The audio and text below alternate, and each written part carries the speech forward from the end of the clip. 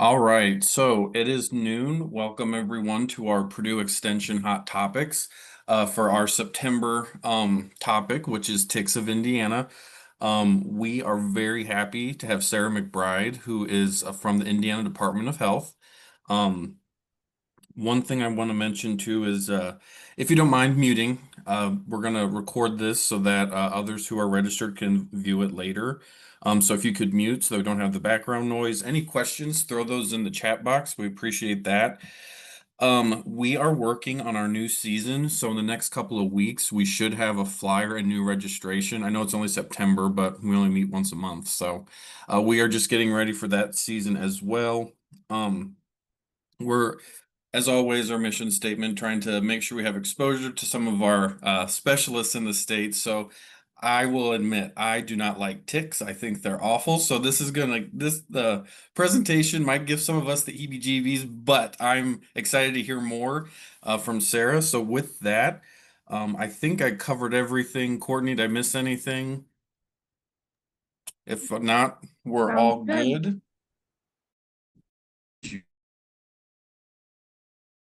Ticks but I like that you don't like them also because that gives me some job security. So thanks. If you really want to get the heebie-jeebies, I can start talking about bed bugs and lice and watch you all start Nothing. scratching.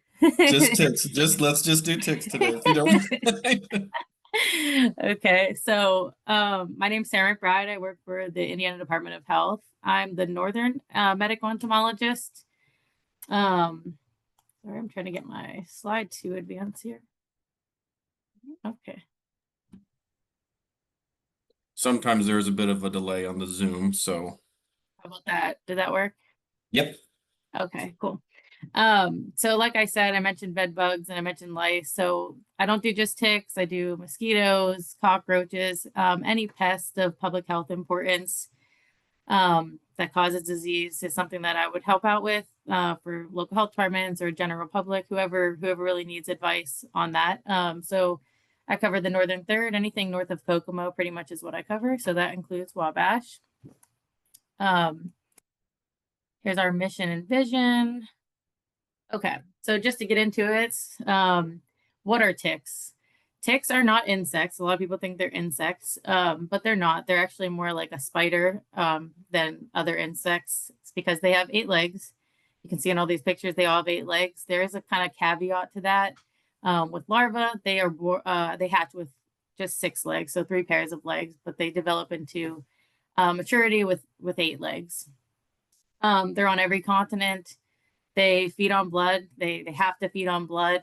Some are very, very cosmopolitan. They just don't care what they feed on. They might feed on people. They might feed on birds, any other mammals. And some are really, really host specific. So some will feed on only rabbits. Some will feed on only amphibians, things like that. Only woodchucks for the most part. In most or almost all cases, that's all they want to feed on unless they're starving. And so with all that in mind, some are cosmopolitan, some are specific. There's really 15 species in Indiana, but only like 5 or 6 that we care about because those are the ones that get on animals and get on people. So these are the 6 species that we care about. Really 5 of these we care about more than all 6. But so the American dog tick, the first one, that's the one we probably get the most calls about, have the most reports of people finding them on themselves. They're really big. They're in tall grass usually, so people just find them really easily on themselves. The Gulf Coast tick, American dog ticks also in every single county across the state. The Gulf Coast tick is one that's really isolated to southern Indiana, so we've not found it in Wabash. Not that it couldn't be here, but at this time we don't think it is.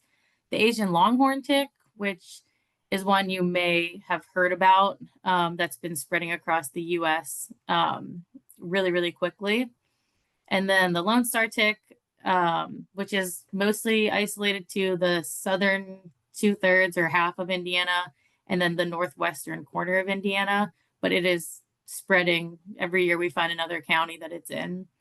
The brown dog tick, also in every single county, but this one's really more of an issue for dogs in kennels, they can live indoors, so they can become a big issue indoors in kennels, but they don't transmit any human disease here in Indiana.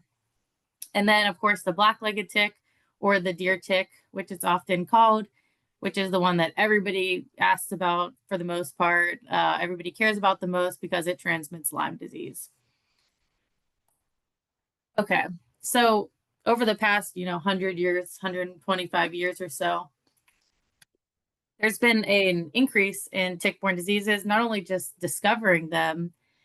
This is kind of just a timeline from CDC of when these different diseases and pathogens were discovered. And we've seen the kind of same thing in Indiana. We found more disease, we found more ticks expanding their distribution. The good thing about most of these are that they're bacteria. So the treatment for them is going to be relatively the same for most of these antibiotics. And in particular, in the Midwest, we've seen an increase. The Northeast has had these ticks in general a little bit more established, especially black-legged ticks. The Midwest is kind of more of an emerging area. We're still seeing that distribution really grow, and it probably will continue to grow for the next several years, especially with some of these species. And with that increase in disease, the increase in ticks, and people worried about ticks in Indiana, in about 2017 or so, we started doing more advanced surveillance. So that's part of what I do. That's half of my year is spent on ticks in the summer and the fall and into the spring. Pretty much any time of the year when it's above 40 degrees, ticks are going to be active. So anytime that's happening, that's what I'm working on for the most part. So what we wanted to do was determine the distribution of ticks. So where are they at? What counties are they in? What are they carrying? So we test them for diseases. What pathogens are there and how many ticks are carrying them? So in this county, there might be, 10% of ticks carrying this disease, or maybe there's 50% of ticks carrying Lyme disease in this county. So we kind of wanted to get an idea of what that looked like across the state, and then get that messaging out to people. And so what we did, we came up with a dashboard, and this is brand new. I just want to do a little plug here because I want to make sure that everybody knows about it, because we want the public to have access. All these things that we do, there's really no point in doing it unless we can get that information and protect public health. So we have this new dashboard. You can look at all the different diseases that ticks carry. You can see where the ticks are at, what percent are carrying the diseases. And then we also have some case information and seasonal information just to kind of identify like when ticks are active, when you should be aware of them more than some species more than others at different times. So at the end, if I have time, I will go bring that up and just do a quick little how-to on it because it can be a little confusing at first. Okay, so black-legged ticks, like I said, that's the one that most people care about. It carries Lyme disease, a number of other diseases as well, anaplasmosis, babesiosis. Those are all in Indiana. We have cases in Indiana. They're reported in Indiana. It also carries some other diseases or pathogens that cause disease that we have found here in Indiana, but the case either it's not a reportable disease or they've acquired it somewhere else. So Powassan virus, for instance, we have a case here in Indiana of it, but it was actually acquired in another state. So these are all kind of emerging diseases as well that we find in them, but we really don't have a lot of case data. So we don't really know for sure that people are getting it in Indiana. But those first three, we have the case data. They're definitely transmitting it here in Indiana. And this tick is now in every single county in Indiana. It did not look like this even 5 years ago. It didn't look like this, and even more so, 25 years ago. So the only single county that does not have an established population is Adams County, which just means that there's not enough of them that have been found to indicate that they're living, breeding, and reproducing in that county. It may be that they're getting dropped off, and then we find them. Every other county, the numbers are enough that um, they are breeding there, they're living there, and established. So, like I said, that's different than 25 years ago. This is what we knew of the black-legged tick population at that time. And it was more of a northwestern Indiana issue. They were found in other places, but the disease and Lyme disease and the issues with ticks were really more of a northwestern Indiana issue. Now it looks like this, but if you even look just in 2019, you can see that this kind of whole little area there that wasn't reported or established. Some counties we hadn't even found them in yet. And I can say from my personal experience, I go out and I collect ticks. I've been to, same park, same trail, multiple years in a row, do not find any ticks. And then I go back one year and they're there. So I can see it happening. Our data shows that it's happening, but they are expanding across the state and now in every county. And one of the questions that I get asked all the time is, but why are we dealing with ticks now? I never had to deal with them when I was a kid. And I feel the same way when I was a kid. I didn't really have to, I don't remember ever doing tick checks or my parents saying anything about, keep out for ticks or look for ticks. But what we think happened is really that when we settled the US in general, but Indiana specifically, we cut down all the habitat. We cut down the host habitat. We cut down the wooded habitat for ticks. That's really good for black-legged ticks and Lone Star ticks as well. They really like it. But really, it's the hosts that took that away from. So it went from 90% forest cover down to about 4% in 1900. So we pretty much just decimated everything they needed to survive, which great and on one hand, right? But now we've kind of had this push for regrowth woods, regrowing forests, more nature preserves areas, which is also great. But what that actually did is then provide that habitat again for ticks, for their hosts, and not only that, but the hosts that are really important for black-legged ticks do really well in this kind of fragmented, smaller forest areas. So deer, they really like the woods and they like to graze and they like to have that woods to kind of hide, run away, and protect themselves. Mice do really, really well when we live in these areas too. So there's more urban sprawl. We're moving our houses. We're spending more time in those habitats more often. So that's what we think is happening. Those ticks were probably here originally before we settled and we just took everything away. And now they're just kind of working their way back to where they were before. And all these ticks that I've talked about, they all have 3 life stages. So it's going to be a larva that hatches out from the egg. And like I said, those have 3 legs, but the rest of them will have 8. And then they have to feed as a larva, and then they become a nymph, and then they feed as a nymph, and then they become an adult. And all of these, for the most part, are 3 host ticks. So they're going to feed on something different every time. So first it might be a mouse, and then they might get a little bit bigger, like maybe a fox or something like that. And then the adults typically feed on deer. They really like those bigger hosts, provide better blood meals. And again, it's the same for every single tick. They're all doing the same thing. What they feed on just depends on what their preference is, if they have one at all. Okay, so this is really, really important, the black-legged tick life cycle. And in Wabash County, this is really one of the only ticks that we really care about, and the one we definitely care about the most, especially in Wabash County, because the other ones just aren't there in high numbers that we know of. So not sure if you can see my mouse or not, but we'll start here in the spring in that green triangle. So the eggs are laid in early spring, and then they hatch out into larvae in the summer.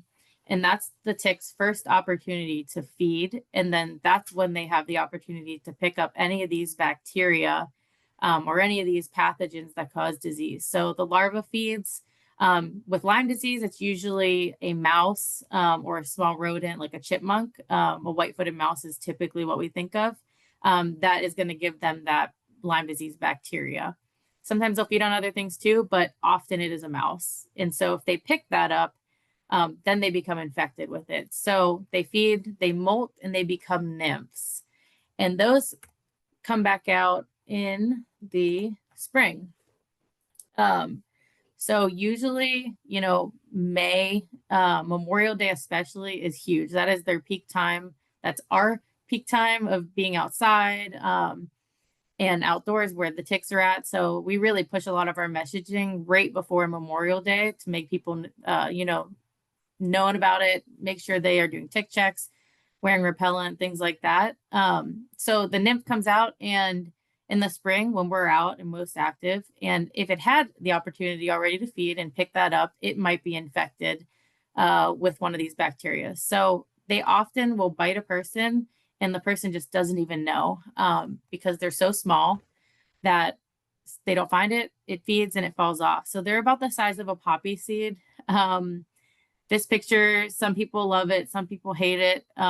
If you eat poppy seed muffins, you probably hate it because it's pretty gross, but you'll probably remember it too and remember how small they are.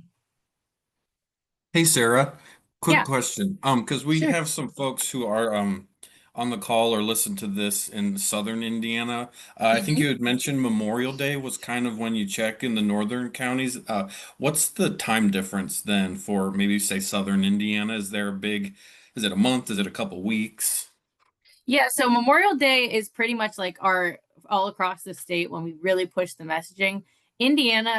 Southern Indiana is sometimes a little bit ahead, just like maybe a week, might be two. It just really varies based on the year.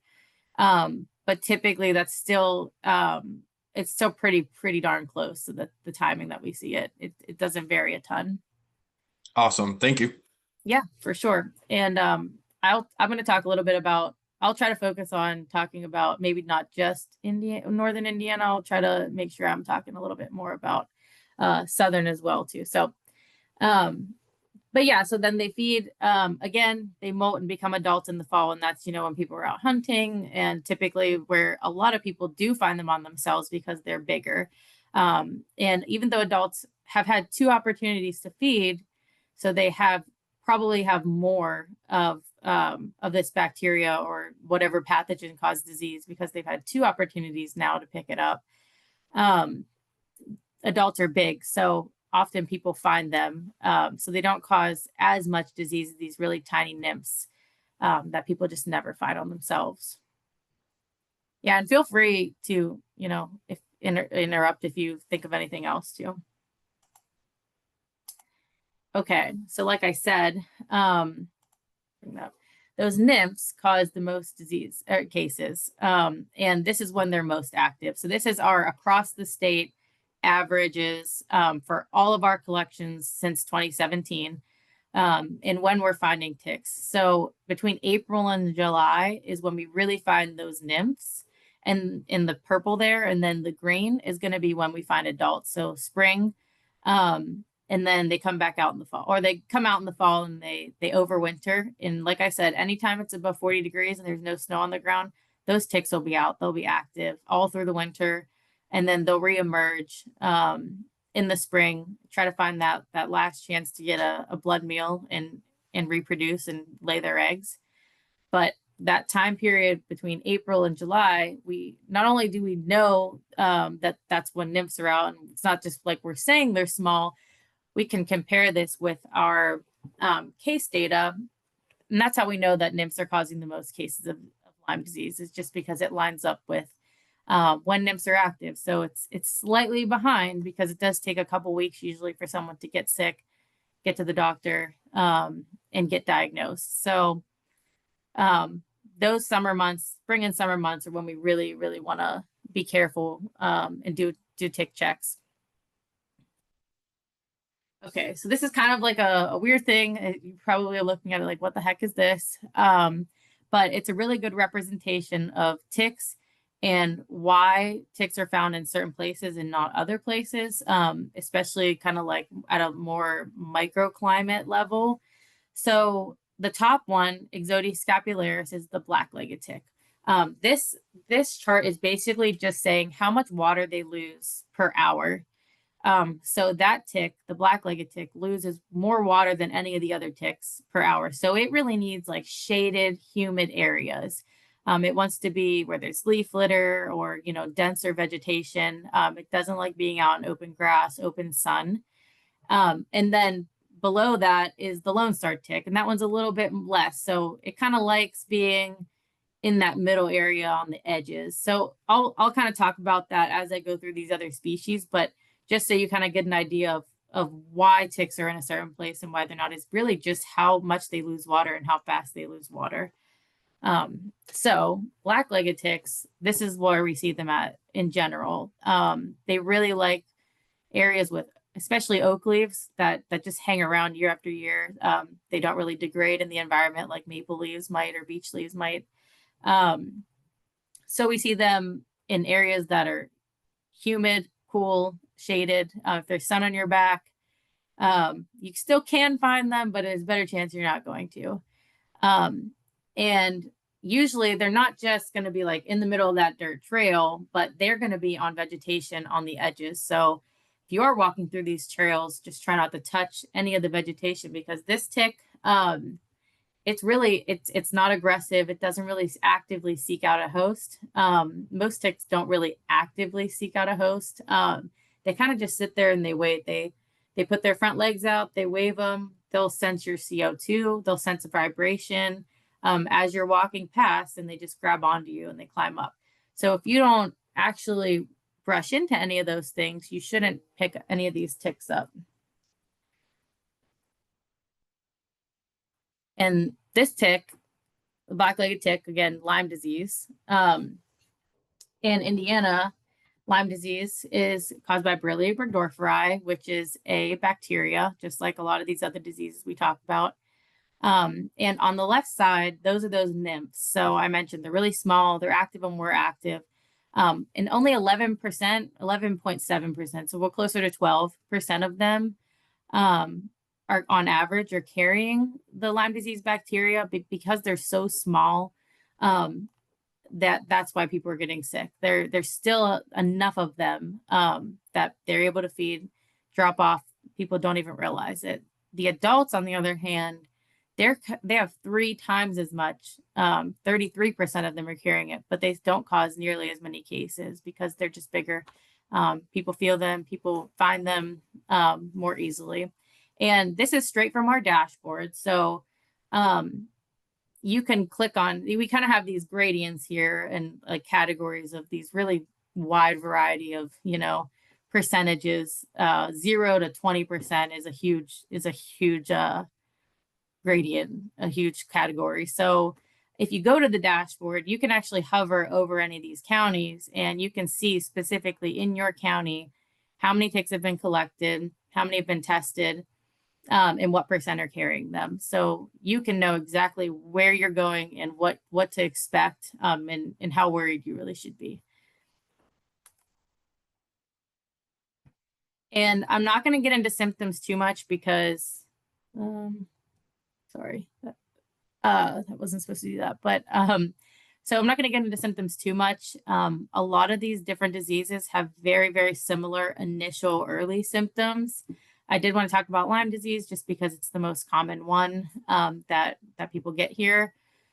So the early symptoms, usually within the first 30 days after a tick bite, is going to be fever, chills, headache, fatigue.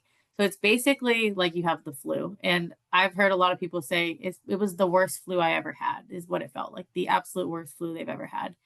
And I also wanted to mention that a lot of people think of the bullseye rash as being this like telltale sign.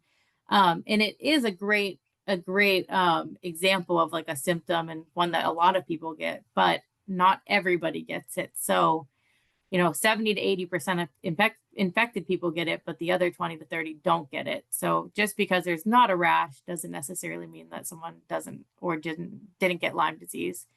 And then it's also important to remember that it looks different on different skin tones. So it might look like this really obvious bullseye rash on lighter skin, but maybe not quite as obvious of a bullseye on darker skin. So just something to keep in mind. And like I said, a lot of these other diseases I'm going to talk about, that initial flu-like symptoms is what they're going to have. And that's what really is what you need to keep an eye out for in general when you get a tick bite. And you can see that even though we do have ticks everywhere in that little map there in the state, we're still having more cases in northwestern Indiana. Part of that is population density. But from, again, my own personal experience, that there is more densely not densely populated with people, but with ticks in those areas versus a lot of the other areas in Indiana. The later symptoms, okay, the later symptoms can be a lot more severe. Facial palsy is one of them that people often get when it goes untreated. It can sometimes mimic a stroke. It's called Bell's palsy. One side of the face will droop. Severe joint pain and swelling, and it can lead, like a lot of these other diseases and mosquito-borne diseases that we see, it ultimately can lead to inflammation of the brain or spinal cord and cause much more severe issues in cases that it's untreated. And often if the person is immunocompromised or old or young, it can more easily lead to that. Apparently this slide just wants to keep coming up. Okay, and then Lyme disease isn't the only thing that we really care about. And it is the most common in the US, Indiana, but there's other diseases that are still we are having in Indiana. They're just at a lot lower numbers. So anaplasmosis is going to be probably the second most common from the black-legged tick. It's another bacteria, and it's only about 1 to 2% of ticks are carrying it. So a lot lower numbers. Some areas we didn't find any at all that are carrying it. And then Borrelia miyamotoi, which is hard tick relapsing fever. That one is very similar to Borrelia burgdorferi, which causes Lyme disease, but this one is not currently reportable in Indiana. So we don't have any case data. We just know that that ticks are carrying it. So, and on our dashboard, this is again right from our dashboard, but you can see all the case numbers. You can see all the information specific by county. And then this one is really important because this is the only non-bacteria and parasite that we have in Indiana that is transmitted by ticks. So this is again by the black-legged tick, and it's Babesia microti. The disease would be called babesiosis. We found it in only 2 sites, but it's at 15% in those 2 sites. So that's very high. And we've collected a ton of them around that same area within, 5 miles or so. And we've not found any more of it. It seems to be very isolated currently. And that's probably why most of the cases are in those areas. And there probably are other areas where it's at too, just we can't check everywhere. But it does seem like it's these very isolated pockets. And the reason why this is really important is because doctors need to know that this is a whole different thing, that there's a whole different treatment. Antibiotics will not cure, treat this at all. So they need to know that this is a whole different pathogen that's causing the disease. So something we're continuing to track and trying to see how far it's moving. Okay, now for Southern Indiana people, this is probably one you're more interested in. And I'm very glad I don't have to deal with it as much as you probably do. Because they are an absolute nightmare when they get in high numbers in a place. This is the Lone Star tick. They carry their own set of diseases, ehrlichiosis, tularemia, which can be transmitted by ticks, also deer flies, rabbits, if you contact them if they're infected. So there's a lot of different things that can transmit it, but they're also known too. And then alpha-gal, which isn't actually a disease, it's an allergy. A lot of people probably on the call have probably heard about it. It's the red meat allergy. It's the saliva in this tick that causes our body to react, or some people to react. There's probably some like genetic basis, but don't really know exactly why some people get it and some people don't. But body reacts to the saliva. It's a sugar molecule that's a lot like what's in red meat. So the immune response to this tick bite then creates an immune response when the person eats red meat after the tick bite. And like I said, these are more southern Indiana and northwestern Indiana. So I really only deal with them in those northwestern counties up along Lake Michigan, especially. Very high numbers there.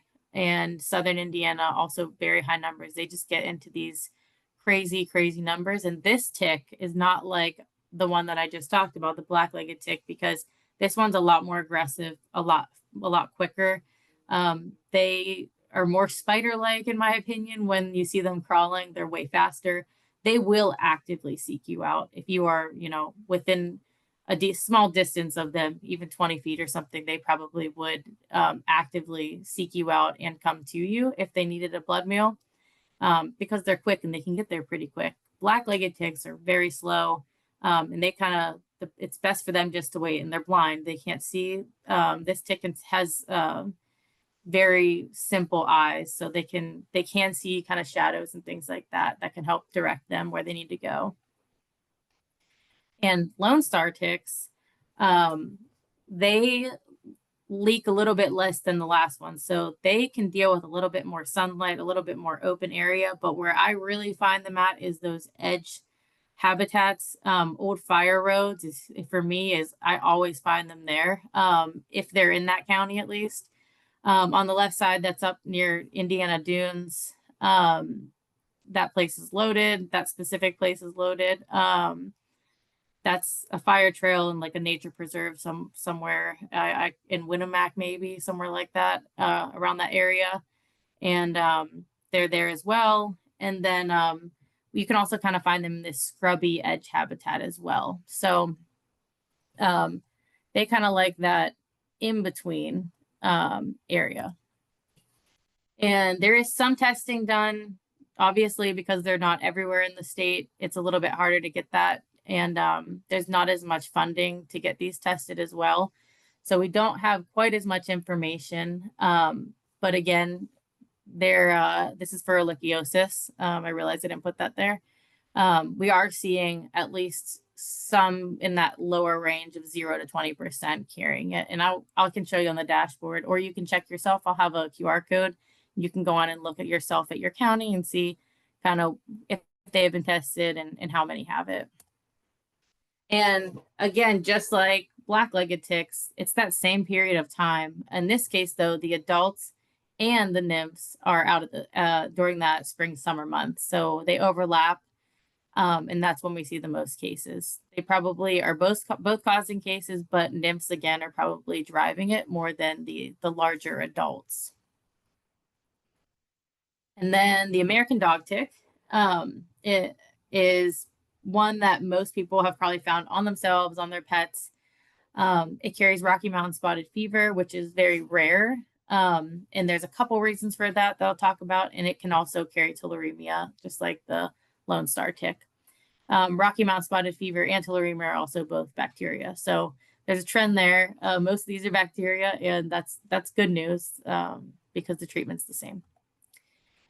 Dog ticks are really everywhere. Some of these later counties, they're there. It's just a product of our surveillance not being quite good enough for dog ticks, and focusing more on other ticks. So those will be changed here in this year. They already should be changed, to be honest. So they're everywhere. Dog ticks are really more, they leak even less than the last two. So they can be in even more open areas. So a lot of times people are walking these like trails through, wildlife areas or something, and they just get loaded with them, and there's tons of them. But a lot of time it is dog ticks, if it's in an area like this. They like higher grass. They can be in woods still, just you usually would find them in higher numbers in these more open areas, typically near a woods. So you might not find quite as many in an open field of, 500-acre field or something like that. But next to or near woods where there's these open fields is where I tend to find more of them. And again, same trend. It's going to sound like a broken record, but the spring months is when we are seeing all these ticks really causing disease. So the good news is that that means that you can target your most protective behaviors during that time and think about it the most. Then, not that it shouldn't be an all year thing, because they are out all year round, but you can kind of target your behavior during that time. So. And then I also wanted to mention that I've been talking about nymphs and how nymphs are small and nymphs cause the most cases of disease. American dog ticks, the kind of unique thing about them and good thing about them actually is that nymphs do not like being on people. They are very host specific. They will not get on people almost ever. We can't even collect them because they're that specific. When we go out and to collect, we just drag a cloth on the ground. And so we can collect adults like no other, but nymphs, they will not get on and they will immediately drop off if they do. So that's good for us because that means that those tiny ones that carry Rocky Mountain spotted fever, we're not going to get it from them. And Rocky Mountain spotted fever is extremely, it's severe. It's a very severe disease when people do get it. But these American dog ticks are big, so a lot of times people are finding them on themselves, these adults, and the nymphs we don't got to worry about. And then finally, the Gulf Coast tick. This one I'm not going to talk too much about. It's very isolated, but since we have some southern Indiana people on here too, you guys might have encountered it before. It carries another type of rickettsiosis that's caused by a different bacteria, a little less severe, but still bad.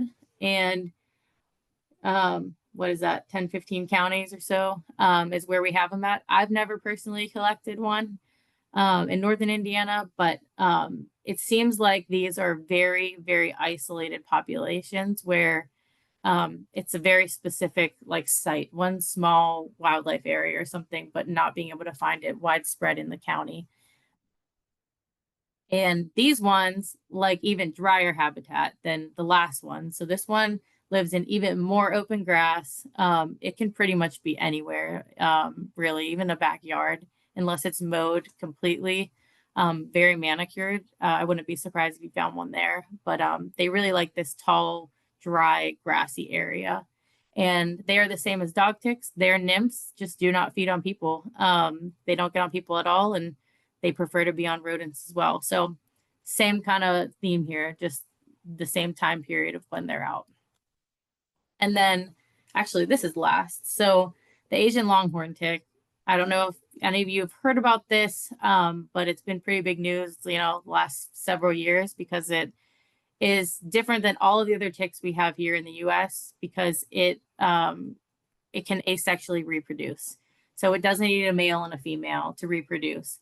And that's what kind of holds ticks back to some extent from expanding their populations because we need multiple ticks in an area to have enough of them that they can find a mate, they can breed and reproduce in that area. This one, you just need one. It doesn't even need to be a female. It can be a larva, one tiny little larva that gets moved and left somewhere. All it needs to do is find a host. And if it becomes an adult, all it needs to do is feed and it can just reproduce and make copies of itself essentially.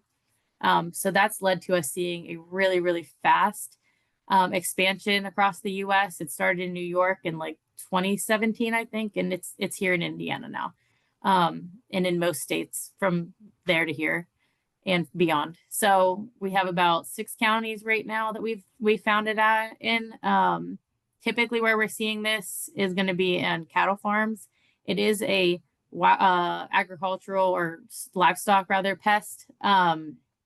So it can get on cows in very, very high numbers, so much so that it can even exsanguinate them, especially calves. It also does transmit a disease to cattle called Theileria.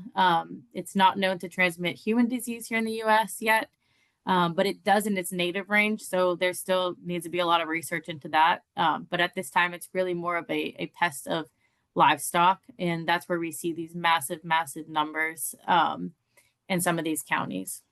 So if you ever have something that strikes you as, this is crazy numbers, and it's especially on a cattle farm, please call us. We will do an investigation. We will come out. We'll help the homeowner or the owner of the cattle figure out what they need to do to protect them going forward. And the one thing I will say too is that they look a lot like Lone Star tick nymphs. So just because you're finding ticks that look kind of orange in color, and there's a decent amount of them, doesn't necessarily mean it is those Asian longhorn ticks. But if you call us and you send us specimens, we can ID it and let you know. So just keep that in mind. And Asian longhorn tick habitat, pretty much everywhere they've been found. So unfortunately, that means you can find them anywhere. But like I said, with cattle, that is where we're really finding these actual established huge populations, is cattle farms with woods around them, typically right on that edge. They really like that edge habitat. But the cows are a really great important host for them to get to those really high numbers, is what it seems like, at least for here in Indiana at this time. Okay, so let me know if I'm getting too close on time. I think I started this presentation before the actual meeting started. But so now to get into kind of the protective measures that you can do, and a lot of you probably already do this. Avoid tick areas. Now, that's not to say don't go out on a hike and enjoy the outdoors, because it's much more healthy for you to do that and just do a tick check than it is to just never go outside. But when I say avoid tick areas, meaning trails, if there's a trail that is very small, try to go to the trail that's a little bit bigger, or make sure that you're trying not to brush into stuff on the edges as much as you can. Protective clothing. Sarah, Yeah, I'm sorry. Can I, we have a question about horses. Is sure. there an effect on horses? For the Asian longhorn tick. I believe so. Okay. Not that I know of, in those high numbers, I don't believe so. It probably could feed on a horse. They have a really wide variety of hosts that they will feed on. It just seems like these massive infestations are related to cattle. And it's hard to say for sure, because we don't have a ton of data on these yet, because it's only been a few years as they've started kind of expanding. But I wouldn't be surprised if they were on horses. I just don't know of any like large infestations related to horse farms, but I can look into it and just see. Okay, thank you. We also have another question on how do ticks contract the Lyme disease that they infect people with? Yeah, so ticks, usually the black-legged tick, when it feeds as a larva, it usually is going to feed on a small mammal like a mouse, and mice are really, really good at kind of harboring the Lyme disease bacteria in their bodies and in really high levels. So when a tick feeds on that mouse, it has a good chance of picking it up. And then as it molts and develops into the next stage, it replicates inside its body, the tick's body. It moves to its salivary glands, where when it then bites a person, it will inject a little bit of saliva. Another fun fact, ticks, when they bite you, same with mosquitoes, a lot of human biting bugs will inject saliva at the same time. It has an anticoagulant in it to stop your blood from clotting. It can have a little bit of like a blanking on the name right now, but basically to kind of numb the area so you don't feel it as much. And so they inject that for those reasons, but when they inject that saliva, it also has those bacteria or virus or whatever it is inside of there that goes into your body and then replicates in your body. Now, people never get to a level high enough in their blood of the Lyme disease bacteria to then give it back to another tick that would bite them. It's really mostly these small mammals. Some birds maybe a little bit, but not for a long period of time. Mice is really like the mice and chipmunks and voles and things like that are more of the what we know that are giving it to ticks. Deer also they don't give it back to ticks. Deer are just really important reproductive hosts. Ticks that feed on them and lay eggs, they do really well compared to when they feed on other things. But deer do not have enough bacteria, Lyme disease bacteria in their blood, to then give it back to a tick. That makes sense.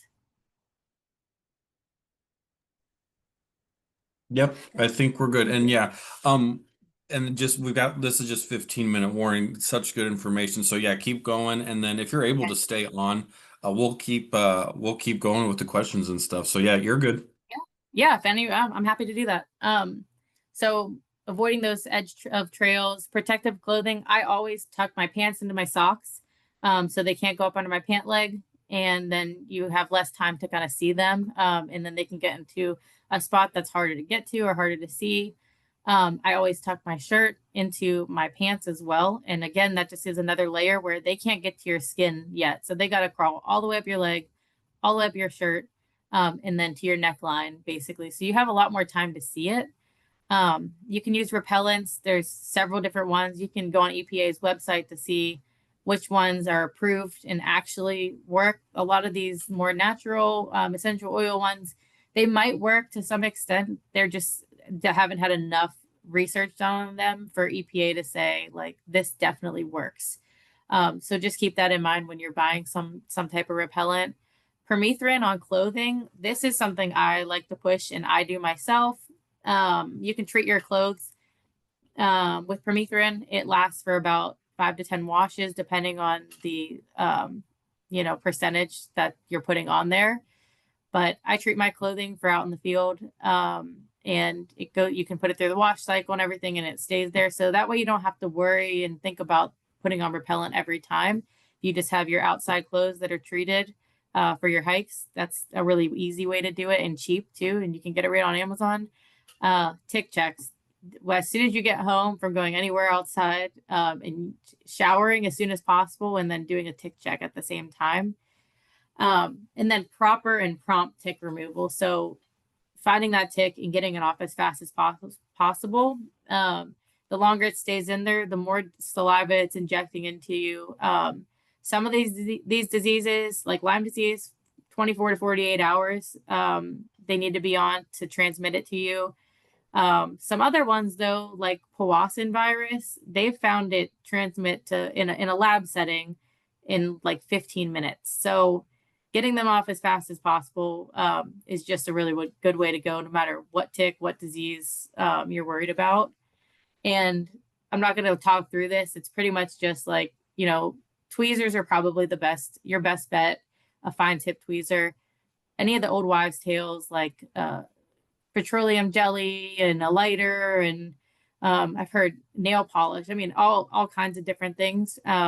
We don't recommend that at all, because for the reason I was just talking about. So their saliva is where that bacteria is at. So you're giving them more time to, first of all, feed and stay there if you're putting, say, petroleum jelly and trying to like suffocate them to get them to come out.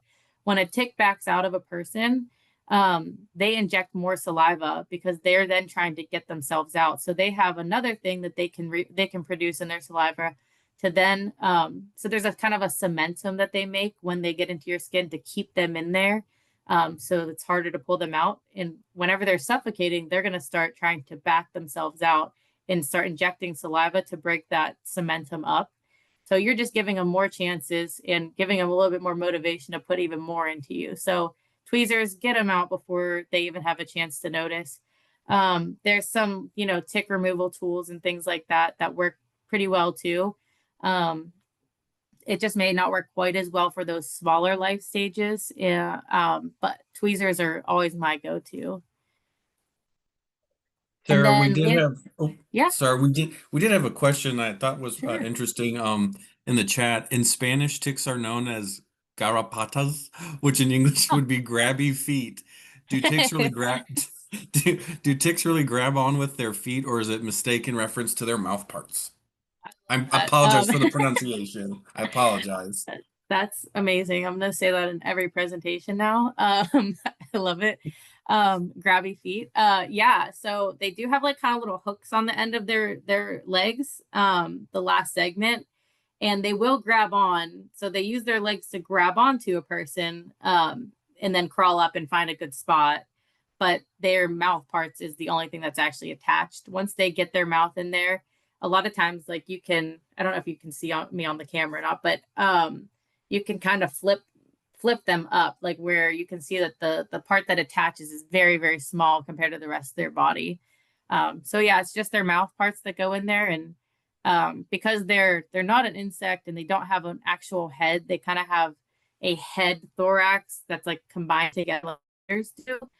Their whole, like, but it's really just their mouth.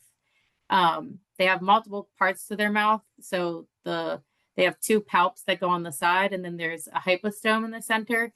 And the hypostome has these kind of like jagged, almost like it's kind of like fish hook. Once it can't back out as easily. So that's why it hurts to pull it out, jagged, and it's preventing it from kind of like a Awesome, thank you. So yeah, we'll put that in the book, Grabby Feet. So I like it. Okay, and so landscape modification, this would be more like your backyard for host habitat. Mice love these wood piles and stacked wood, and rats like them too, but that's a whole other issue. Mice, they like it. Those little piles of for those things. I mean, having that for them. If it's are sick, it's the pick between skin cancer, tick-borne disease. But you know, if about ticks and they're constantly getting ticks, this is something you could do is cut that area in the woods and kind of open it more up to the sun. Make sure it's mowed really well, because again, black-legged ticks, especially, and all ticks really, they don't love being in on mowed manicured area. It's too sunny for all of them. They're like Africa, that probably would be okay in that much sun that I know are out right in, out in the savanna, right in the dead sun, but we don't have those here. So this would prevent most ticks from being there in high numbers. Sarah, we And did have another, oh, sorry. sure, no, you're fine. First off, public service announcement. You're probably the first speaker who likes lawns that is not a lawn person, so I appreciate that. Um, and then we did have another question in the chat box. In terms of pulling out ticks, it asked, as you are pulling out with tweezers, do you pull quickly or gently? I would say like steady and like, but not quickly. So like keep a good grasp on the tick and just like with an even kind of pull. You don't need to like jerk it or anything, but you don't need to go necessarily slow either. It's kind of a hard thing to describe, I guess. But not a jerk, and also not like too slow, but I would just say like a nice steady even pull out. Like it's not like tweezing a hair where you want to do it real quick. I wouldn't necessarily do it like that. I'd make sure as close to the skin as possible. Usually I want to feel that edge of the tweezers up against my skin, and remember that it's just the tick's mouth part, so the body can kind of be like lifted up a little bit and expose just that little spot where the mouth is. And then use the tweezers to kind of get that area as close to the skin as possible and just even pressure pull out. It usually isn't very difficult. Like you shouldn't need to jerk it. I did have one. I'm just saying this. I like the steady. I did have one on my side one time. The first pull didn't work. I had to get my roommate to pull it out. So it was in there, but yeah, definitely have a good pair of tweezers. Yeah, the only place I've actually found ticks on myself is my scalp, back of my head. So that was fun trying to do that myself. And my coworkers are like, yeah, you can come in. Just we'll do it for you, if you can't get it. And I'm like, oh no, there's no way I'm leaving the house with without getting this out immediately. So even with just like kind of what I described, like you can feel the tick. Like I could feel it And obviously I probably know what ticks feel like more than most people do, but I could lift the tick up and kind of feel where I needed to put the tweezers in order to get it out. So yeah, it's pretty simple once you kind of lift it up and see what you're working with. Awesome. I think we're good on the questions. So yeah, I apologize for keep interrupting. Oh, no, you're fine. This is the one thing about virtual presentations that I have a hard time with is like normally in person, I'm like, yeah, just interrupt whenever if you have a question, but it's kind of hard because everyone's muted and then, it's a little different. You can't gauge what people or how their reaction is or if they're questioning something. So keep going with them. You can create a border along the outside if you have woods in between that lawn and wooded area. So there's kind of this like 3-yard tick migration zone that you want to try to avoid. Now that's just like, that's an abundance of caution with all of these things, but do the best you can to kind of keep as far as you can from these tick areas, which is going to usually be where that kind of shaded grass area is, depending on which way the sun is. I've done a lot of collections in residential areas as well. I'm not here in Indiana, but in other states. And if there's shade on that lawn, often during the day from the woods, they'll be there because it's basically providing the same thing as the woods is. It's enough moisture, it's enough shade. So try to keep that stuff out of there as best you can. And of course, pets. Not only for the pets, because I hope everybody on here loves dogs. If not, get out. So pets, they're gonna bring in ticks to people too. So not only is your dog gonna get them on themselves and have them feeding on them and potentially give them a disease, which we don't like, but what we really focus on is people. So if a dog brings a tick in and you pet it, I've done the same thing on my dog. That's how I've gotten ticks on me before. Not attached, but I felt them and they grab right onto me. So they can bring them in. But if you treat your pet with either a repellent or treat them with one of a number of different things you can do to kill ticks when they do feed, that can help reduce, the chances of them bringing it in. And again, reduced tick habitat. So this was a case over in Connecticut, I believe. So they had all this Pachysandra alongside their house. They were having a bunch of issues with ticks, couldn't figure out why. And they were harboring in there. They probably were having some mice harboring in there as well. And so they just took it out and put rocks in there instead. So okay. And I mentioned the trails that that's an issue when you're brushing up against stuff. So this one in the middle is a fire road. It's pretty overgrown. It doesn't look super overgrown, but it is when you actually walk through it, it's maybe like halfway up the calf or something. I found a ton of Lone Star ticks there. So these kind of trails that are a little thinner that you might brush up against stuff, or there's overgrown areas, you're going to find all these different species of ticks in them. But there's also places like this where the trail's, a car length wide and you can just walk right down the center and you really don't have to worry. This specific place, the only place I find ticks is on those edges. I do not find them on the trail at all. I won't find them on the mowed trail. Or there's paved paths that you can go on to. So, and if you can't and you really enjoy going on these other trails, just make sure you're taking precautions before and after to help prevent a tick attaching and then causing disease. And if all else fails and you're home and landscape modification doesn't work or you can't do it, there's always other methods of control called acaricides. So it's a pesticide that kills ticks, spiders, mites, and probably the most common one is pyrethroids. It's synthetic, but it's mimicking a derivative of the chrysanthemum flower, and it works really well. And it's really, really one of probably the most popular ones that people use. And it's the same thing, like the same kind of class that you would use to treat yourself with permethrin. And then Metarhizium, which is Met 52, is the trade name, I think. And that's a fungal spray that the spores will grow on ticks and mites, and it disrupts their exoskeleton and basically causes them to lose water, so they die. The last one doesn't work quite as well, and it's actually the same, made from the same thing that gives grapefruit it's like smell, and it's used in perfumes and things like that. And it doesn't work quite as well, but it is another one that's an option that's kind of more of like thought of as natural.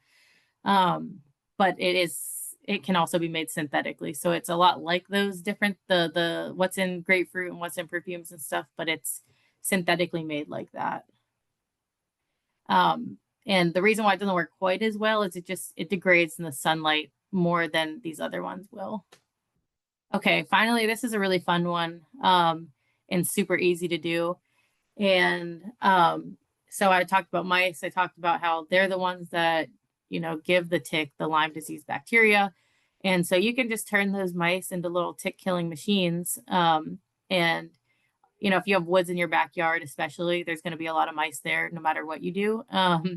And so you can make tubes that have cotton inside of them, and you treat that cotton with, there's a couple different things you can use, but fipronil is probably the most common, I think. It's the same thing in Frontline that you would put on your pet. You treat that cotton and you throw it in a tube out there, and then they take that cotton and they go take it back to their nest. And for, pretty cheap price, you can just turn them into little tick killing machines, and they'll run around and get ticks on them, but then they'll die. So you can kind of take advantage of that, the fact that they really like being on mice as it matures. So that is all I have with that. Here's a QR code for our dashboard. I'm happy to take any questions. You can look at the dashboard yourself if you want to right now, or whenever, or if you want me to do like a quick how-to. If there's enough time, I'm happy to do that. So Just for the sake of time, thank you so much for all the information. yeah. We appreciate you being on here. I am going to stop the recording.